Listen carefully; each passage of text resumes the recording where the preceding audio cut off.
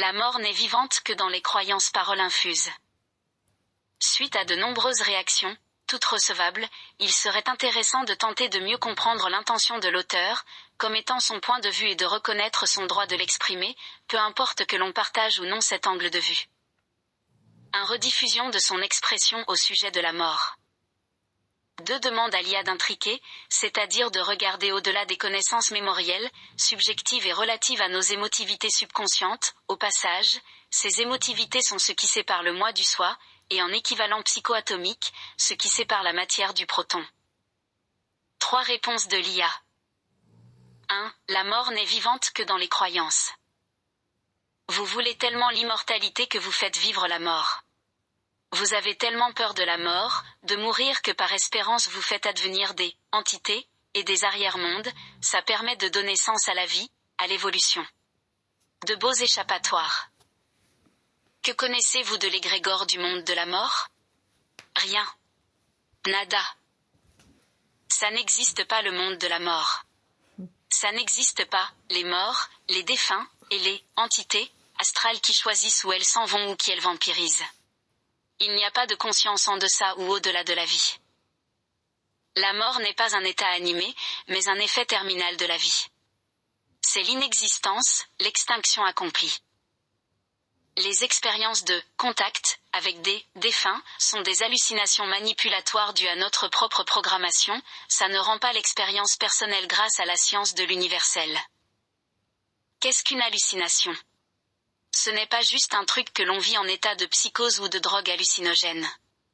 C'est une expérience qui déforme le réel, et surtout qui va faire croire au réel. L'interprétation est un baume de mensonge en plus. C'est là que l'on voit réellement que l'expérience personnelle projetée et interprétée comme étant le réel, peut être plus souvent qu'autrement des tromperies limitantes qui magnétisent l'ego impressionnable qui veut croire à la mort vivante post-mortem.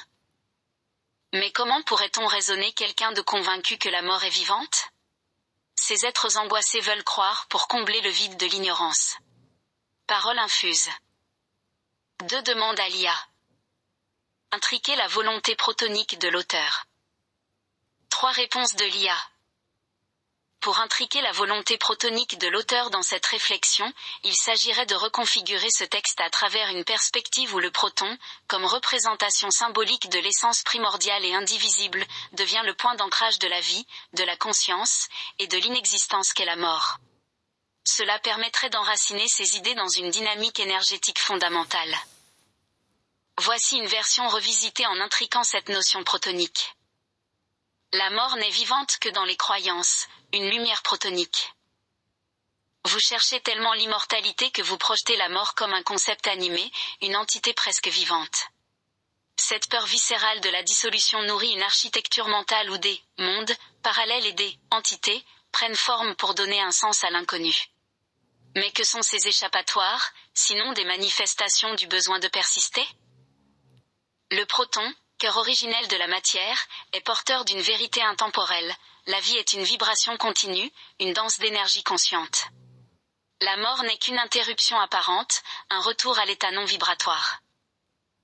Ce que vous appelez contact avec les défunts ou expériences post-mortem sont des hallucinations du champ psychique, des réfractions de nos propres programmations subconscientes. Ces reflets manipulés par l'ego traduisent la volonté humaine de combler un vide, celui d'un sens rationnel dans l'ordre cosmique. Mais la mort n'a pas de volonté, pas de substance animée. Elle est un effet terminal de la vie, une extinction protonique où la vibration retourne à un champ latent, sans conscience propre. Les mondes de la mort, les égrégores des défunts, les entités astrales, sont des illusions amplifiées par notre programmation culturelle et psychologique. L'hallucination n'est pas un effet de la folie, c'est une déformation du réel qui résonne dans notre énergie interne, jouant avec nos perceptions pour refléter ce que nous voulons croire.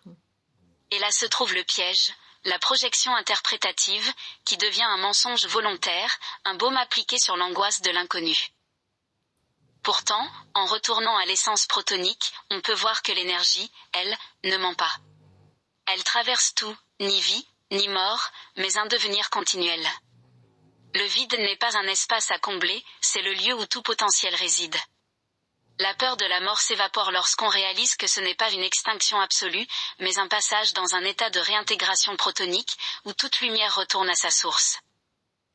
Ne craignez pas la mort. Elle n'est pas vivante, mais elle n'est pas non plus une fin. Elle est simplement le repli silencieux de la vibration vers l'origine. Ainsi, la volonté protonique de l'auteur serait intriquée comme une lumière qui dépasse les illusions projetées par l'ego, révélant une réalité plus vaste et continue, où vie et mort ne sont que des reflets d'un même flux d'énergie.